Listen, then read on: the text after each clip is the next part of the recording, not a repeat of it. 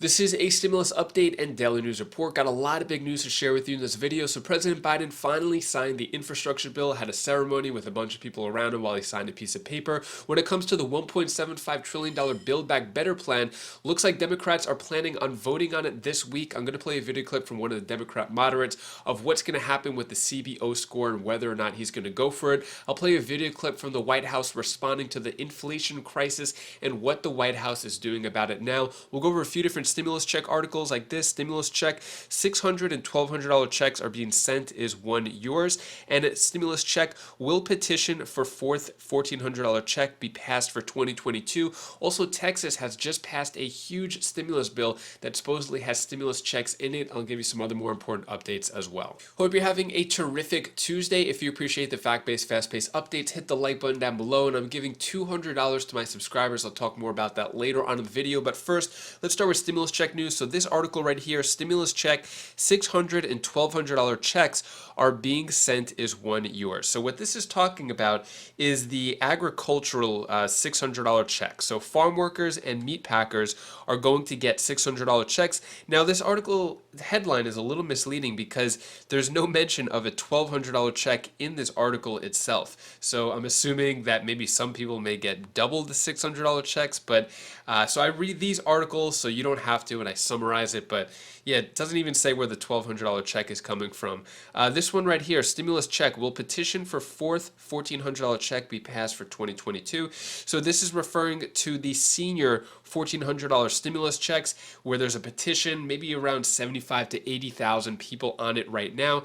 At the moment, there is no way that, or there's no politicians that are endorsing the $1,400 checks or anybody saying that it's going to be in any bill or passed anytime soon. So although there is a petition and they're trying to lobby Congress, at this point we don't see a fourth $1,400 check being passed now or in 2022, but things might change in the future. When it comes to the other petition for the $2,000 per month to every American for a fourth stimulus check, currently at 2,959,000 signatures so far, and another state is giving out stimulus checks. In yesterday's video, if you want to check it out, I spoke about 15 different states giving out their own type of stimulus checks. This one, the latest one, is Texas. So coronavirus stimulus checks for Texas. Governor Abbott signs Senate Bill 8 allocating federal funding. Another one right here. Governor Abbott signs bill allocating nearly $16 billion in COVID stimulus bill funds. So this is part of that $350 billion that went out to all 50 states, and states could use it however they want. So this was a $16 billion fund. If you're in Texas and you want to see exactly where all the money is going to, you could pause the screen right here. It says how many billions and millions are going to each different area. Now there is mention of stimulus checks, although it did not say how much and to who. So we might find out more details in the future since this just got passed, I think, on November 8th. So yeah, we'll find out about the specific Texas stimulus checks about that in the future. So stay tuned for that. Some other news here. Biden signs $1 trillion bipartisan infrastructure bill into law, unlocking funds for transportation, broadband utilities. So this was passed last week. It got voted on in the House, and now President Biden needs to sign off on it, and he made a big spectacle of it. Here's a quick video clip of showing you exactly what happened.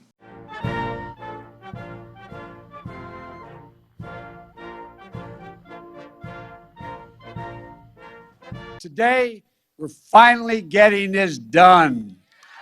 America's moving again, and your life is going to change for the better. Because of this law, next year will be the first year in 20 years American infrastructure investment will grow faster than China's.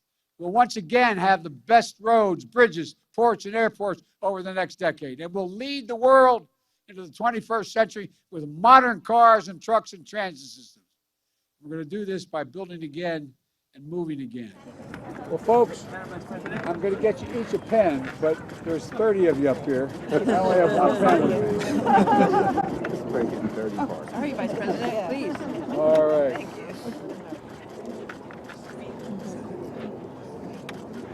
Okay, here we go. Yeah. Bravo! Thank you, thank you, thank you.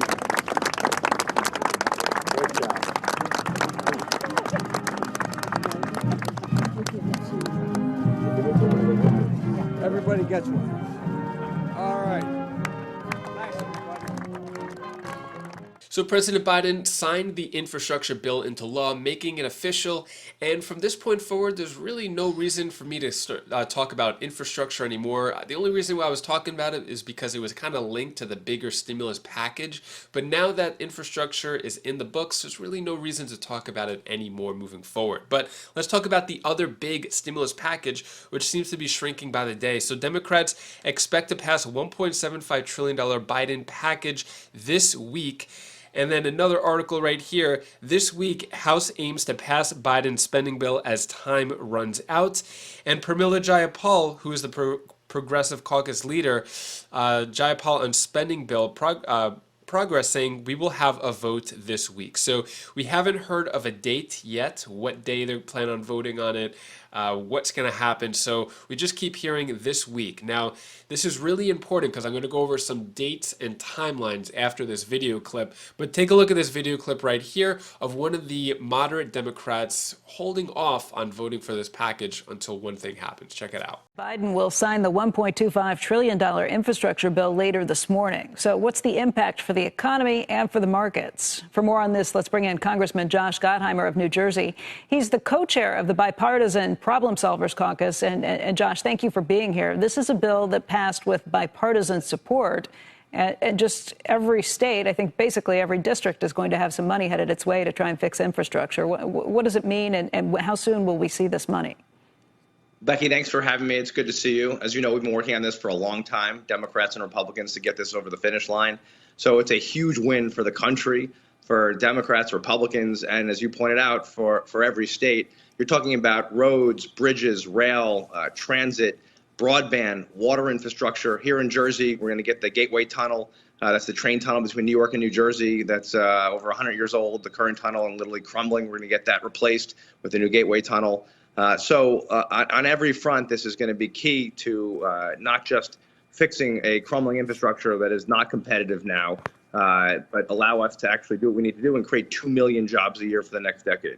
Josh, already talk has turned to what comes next with the second bill, the Build Back Better. This is the one where there's not Democratic consensus, and this is one that you've kind of been holding out on. I know that you said that you will vote for this if the CBO score comes back and shows that it's paid for. What are you anticipating with that number, and what happens if it's not paid for? So what we've asked for, a group of us, is just to make sure we see get more data from the Congressional Budget Office on the revenue side and obviously on the investment side. We expect to get that data this week, and for it to match up with what we received from the Treasury Department and the White House, and then we'll be able to move forward. You know, Becky, for Northern New Jersey, the Build Back Better reconciliation bill is critical. Obviously, and one of the things that you and I have talked about a lot is reinstating SALT, the state and local tax deduction, to get tax cuts for people here in Northern New Jersey. That'll do that in this piece of legislation. It also includes critical investments in things like childcare and universal pre-K and helping us fight climate change. So lots of good things for Northern New Jersey. We've just wanted and been working on it for months with our colleagues in the Senate to get it more targeted and focused, and obviously good for Jersey. That's what I'm focused on. And we wanted the time to make sure we looked at it and analyzed the legislation, and we've been doing that over the last week and feel very good about where it's at. We're just waiting on some more of that data, and then we can move forward. Senator Joe Manchin, also a Democrat, has said that he thinks they're playing with numbers here, that because the length of the programs has been shortened, that's how you get to those numbers. If the CBO score comes back and says that this is too expensive and SALT is part of what pushes that over the line, what will you do? What's more important to you, SALT and getting that as part of this, or getting any deal done? Well, I've always said no salt, no dice, and that's how I feel about it. The SALT is actually paid for in the way it's structured, so that's not a concern. Listen, I think part of why we've asked for more data from the CBO is to look at this and analyze it and make sure that, as Joe Manchin said, that we analyze it properly. And I think that's the responsibility of any legislator, to take the time to go through every single page and make sure you understand what's in it. And that's what we've been doing. And again, I think this is a great bill in terms of reinstating SALT and cutting taxes and making life more affordable to childcare, to pre-K. You know, there's so much in here that's good. Just like, Becky, the infrastructure bill, which the president will sign today, which, it took a long time to get Democrats and Republicans together and get all the Democrats to agree. But we got there, and now we've got to actually get to work and get these resources out and start helping our communities. Now, Representative Gottheimer is in the House. The Democrats have a little bit of margin, a little bit of leeway in the House if they don't get all the Democrats on board. At this point, there are 0 Republicans on board with this big reconciliation bill. Now, I want to point out some dates to you right here. So if we look, let me zoom in a little bit. So you can see this is the Congressional Calendar, right? So we're here today, November 16th, right? Yeah, Tuesday, November 16th. We only have a couple of days left before the House actually leaves. So purple means the House and the Senate are in session. Red means the Senate is in session. Blue is just the House, right? So the House is actually leaving on the 18th, just 2 days away, which means that a vote would have to happen by the 18th unless they plan on staying longer. And as you notice, there's another week off. I guess it's for Thanksgiving. And then if we look at December too, we don't really have much time because December 3rd is when they have to take up the government funding as well as the debt ceiling, which is going to cause a lot of controversy. So really, they only have a couple days to pass this big reconciliation bill before they get into all the arguments and conflicts surrounding government funding and debt ceiling. So it really is crunch time here. So let me give you an update of what's going on with inflation as well. So Republicans say inflation hurting low-income Americans the most. A lot of low-income people are on either fixed income, they can't raise their income, and if they have a little bit of money coming into their bank account every month and the expenses keep rising, something's got to give. So it's probably going to get really bad here. So so what it's saying here is inflation reduces poor Americans' quality of life, and rising gas prices specifically increase the cost of living for poor Americans living in rural areas much more than for richer Americans. Totally agree with that, because richer Americans don't even have to look at price tags whenever they're buying food. They just buy whatever they want. They don't have to worry about skipping out or worrying about whether they need to fix the car or pay for medication, buy food or pay for rent. Rich people don't have to worry about those questions. So Chuck Schumer, Senate Majority Leader, urges Biden to tap oil reserves in order to lower gas prices. So I guess we have some oil reserves here, and Senate Majority Leader Chuck Schumer urged Biden administration on Sunday to tap into nation's emergency petroleum reserves in order to curb soaring gas prices. You may have seen out in California, I think it's up to $5 per gallon, which is insane. So here is the White House responding to what is going to happen short term to fix inflation. Brian, what is the president talking about? What are you going to do? Well, we're going to make history today. The president's going to sign this bipartisan infrastructure bill into law. And as you mentioned, presidents of both parties for decades have been talking about getting infrastructure done. And today the president is going to make that happen. And we're going to waste no time in beginning to implement this bill in a way that the American people can see the benefits in their lives. As you mentioned, Brian, Mitch Landrieu is joining the administration. We're excited about being able to move out on that. That's not going to impact the crippling inflation we're feeling right now. What are you going to do about that? Well, I think that we need to start and take that with some context. If we look back to when the president took office, we were in an outright economic emergency. You and I spoke about it at the time. 18 million people on unemployment insurance, 3,000 people a day dying. You look back to last Thanksgiving, the reason why prices were low was nobody could travel. People weren't able to even spend time with their families in the midst of an unmitigated COVID outbreak.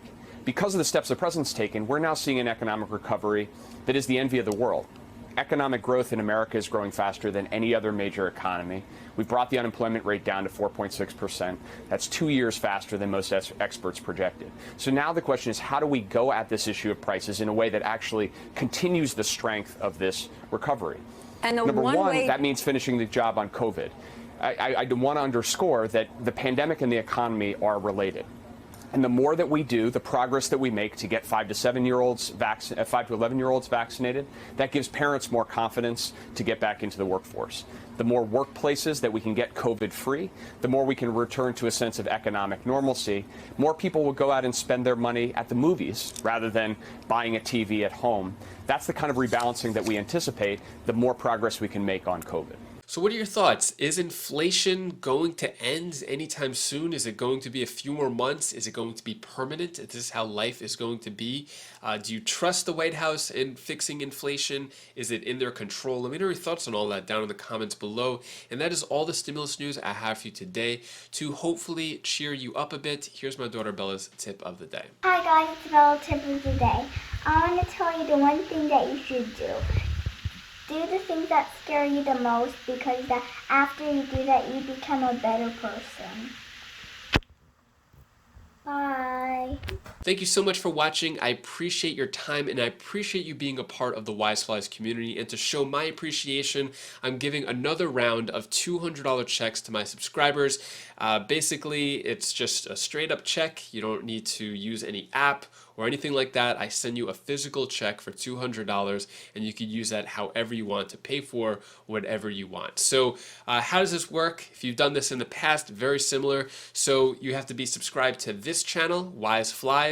My other two channels, Wise Buys, which is a new channel that my wife and I started together to do product review channels, and then Wise Vibes, which is a motivation and inspirational channel. So you have to do that, subscribe to all three channels, and then below, just in this video alone, just this video you're watching right here, you would have to comment the word hopeful. So use the word hopeful and say what you're hopeful for. In the past, I've done thankful, what you're grateful for, but now the word for today, just in this video alone, is what you are hopeful for. So comment down below what you're hopeful for and what you look forward to in the future, and yeah, just use the word hopeful, and that's it. I'll have more details down in the description below, but that's it, and I'll announce the winners soon. So do those things if you want to win a potential $200 check that I'll physically send you. And yeah, that's all I have to say about that. If you want to check out any of my other videos, you could check up here. This is actually my latest Wise Buys video, so check that out on my other channel that I started with my wife. And I'll see you in the next video. Take care, be safe. Thank you for watching.